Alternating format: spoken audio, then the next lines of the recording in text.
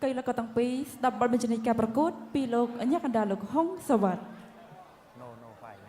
no phải ok ôn bị cài ọt thế để chạm ọt thế nên tranh của bông phiên vay ta bay tật ok đấy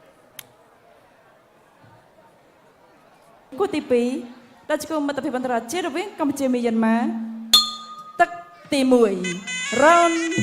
1លោកស្រីនាងកញ្ញាគ្រប់យើងចាំដានទស្សនាការប្រកួតគូពិសេសអន្តរជាតិគូទី2សំអានគាត់ធ្លាប់ឡើងសង្វៀន Extreme យើងម្ដងហើយ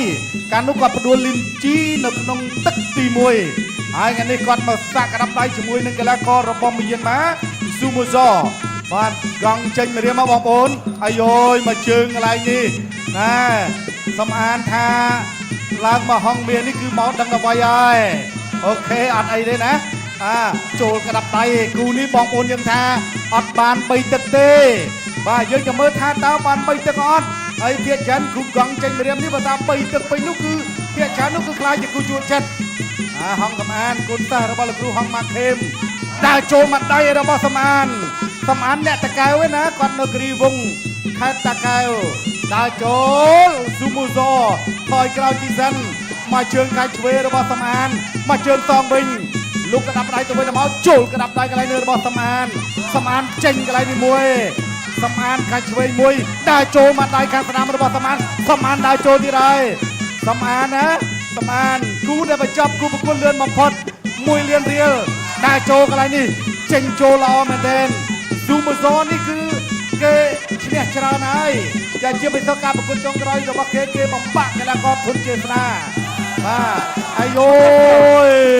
កន្លែងនេះលោកគូអញ្ញាការ៉ារ៉ហើយ 4 4 5 5 6 6 7 7 8 8ងើក្បាលអត់អីបន្តការប្រកួតទៀតស៊ូម៉ូហ្សអាយ៉ាសំអានឃើញកន្លែងឈឺហើយប្រយ័ត្នតិចផងសំអានណាអាចស៊ូម៉ូហ្សក៏អាចទប់បានកន្លែងនេះដួលមកសាទៀតគួរញ៉ាំងរ៉ារាប់ទៀតណា2ហើយ3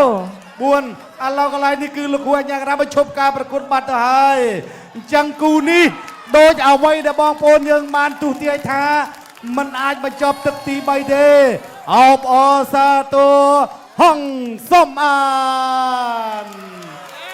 យើងណូតទុកសិនតែហងសំអានអាចខ្លាចជាគូជក់ចិត្តឬអត់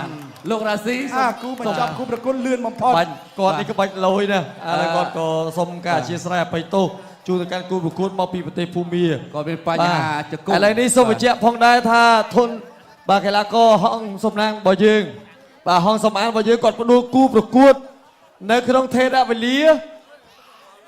នៅក្នុងទឹកទី1រយៈពេល1នាទី57វិនាទីអបអរសាទរមួយបាទអញ្ចឹងហងសំអាន